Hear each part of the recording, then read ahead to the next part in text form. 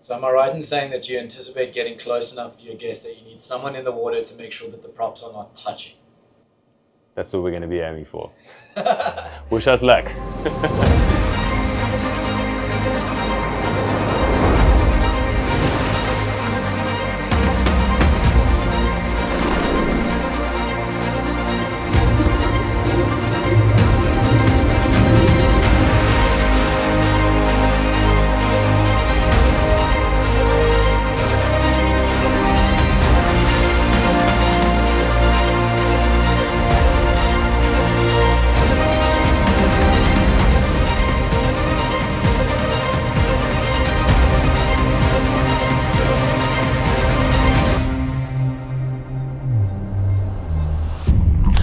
We have changed location this morning.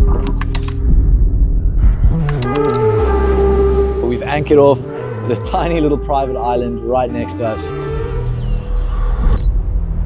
And we're hoping a bit later, if the wind relaxes, that we're going to be able to go stern to onto the trees and onto the beach, which will be absolutely epic. In the meantime, while the weather's like this, we're just getting some editing done. We're reviewing some footage with the guests.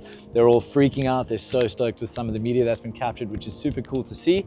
And they are reviewing all their surf footage from yesterday. So all around, it's awesome. To have a slightly down day like this, or at least a down start, is actually quite refreshing. It allows everyone to recharge their batteries, take it easy, sip on a couple coffees. It's not a bad day. It's just a slightly bad weather start to a day, that's all. Any questions about Galileo, anything you want to know from any one of the crew members, please comment down below. I'll try my best to get them answered.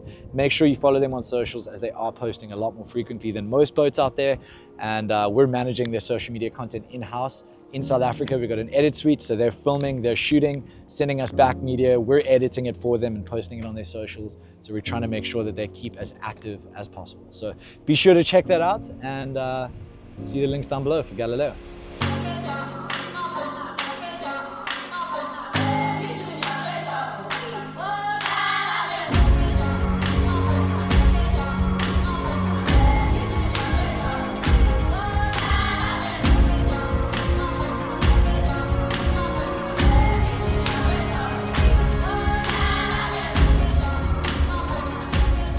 Alrighty guys, we are in the middle of nowhere. When we say nowhere, we're in the Maldives, and we've just come on to this little deserted island. Let's take a look at this. So this is day 4 of the trip, and the weather is going to turn out beautiful for the rest of the day, but right now we are just going exploring. What's the captain up to at the moment? Yeah, look, I bet you he didn't wake up this morning thinking he'd come to some random island and then pick off dead pilchards from scavenged from birds so that Ella could go fishing. Look at him. Oh, Captain. Princess. To be honest, I'm a little surprised they don't have any bait on the boat. Oh. Anything for the guests, eh? Anything for the guests. That's it. Good Thank catch. you, Captain. Wait, hang on. It's so slimy. Don't drop it. Don't drop it. I think it's dead. Beautiful colour. I don't think it's dead. Back in you go. Did you see the face? Did you please tell me you got the face? That Slimy. was absolute pure horror on face. That was so good. I'm gonna frame it.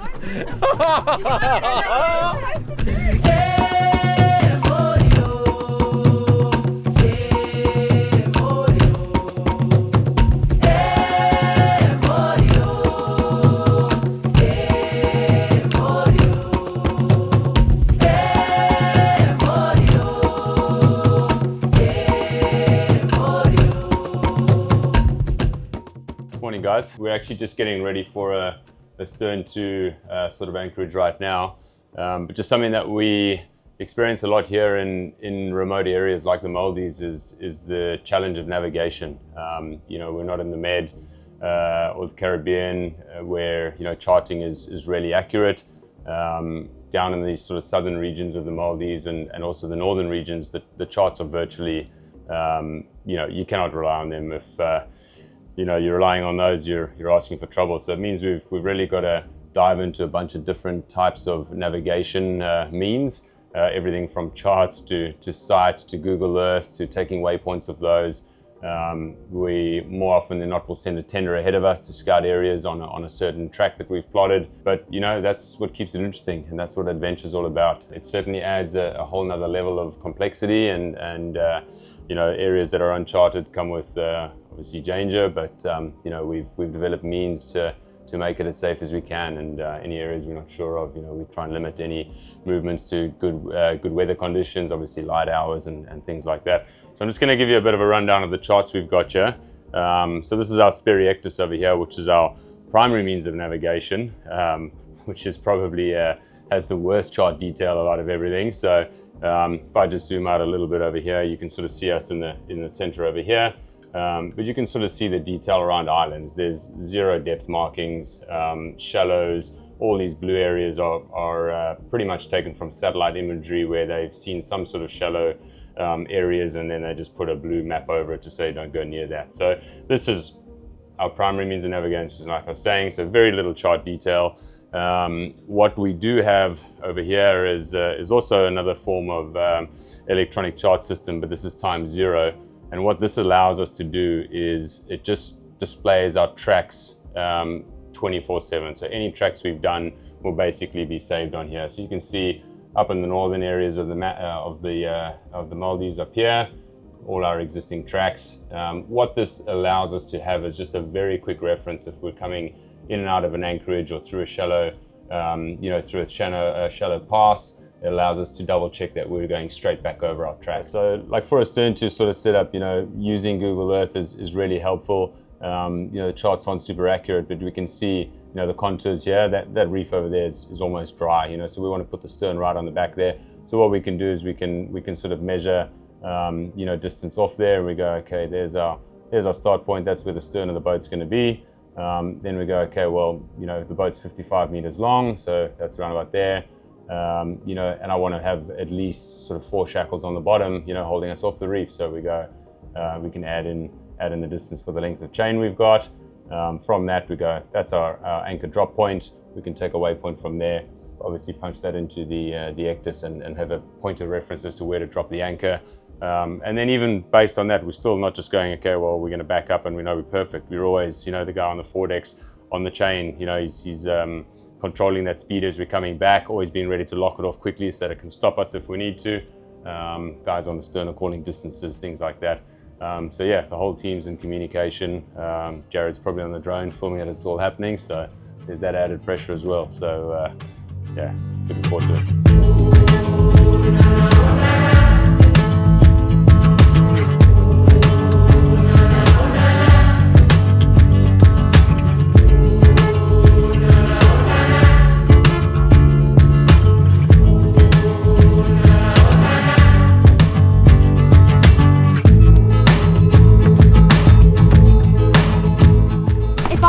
Coconut, oh my god, I will be so happy.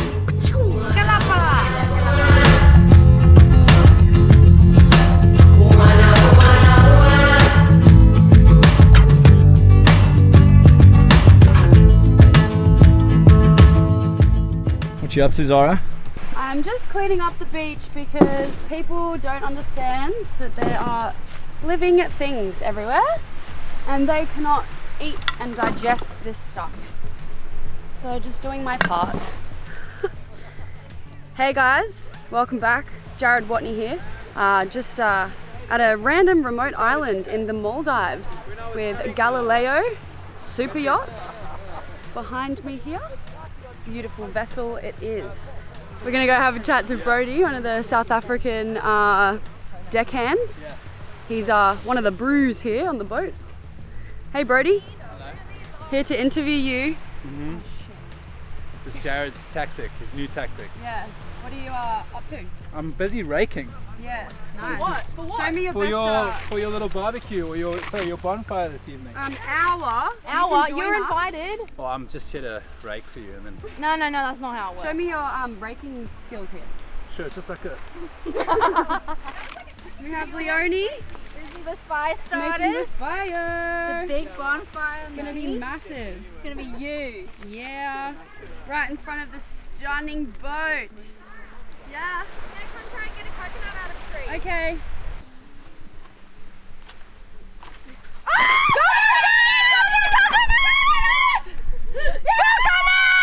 Yes! This camera gets really heavy. I can't lie. I'm getting fucking some lactic acid buildup in the shoulder. Jared, I just got you the best content of your life. It's still filming. My hand is literally about to break. How do they follow you? Hey guys. Have you got a gram? Have you got something? Zara Morrison with the double N at the end. Boom. Nice. Or Jared Watney. For all those die-hard runners out there, I feel like this little abandoned random island calls for a Strava segment, so I'm gonna go set a time. I dare you to come and top my time. This is so epic, man. We got Galileo in the background there. We got a bonfire going up, whole crew over here doing a little beach setup. Litter cleanup on the beach. They're gonna light the fire in about 20 minutes and just kind of hang out here looking at Galileo in the background under these palm trees in the middle of nowhere with nobody around us. It is just absolute paradise yet again. Maldives has to be one of the coolest yachting destinations I've ever been to do stuff like this. Absolutely awesome.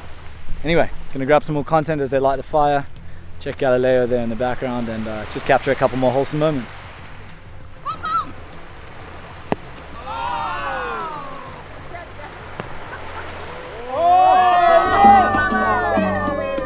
That was an avocado.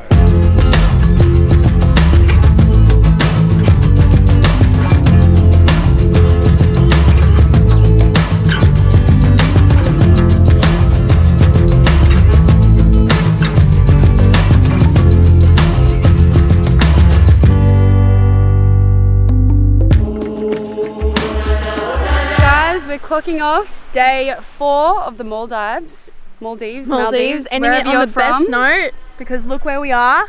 I think these girls are better at my job than I am. Yeah. Thank you, girls.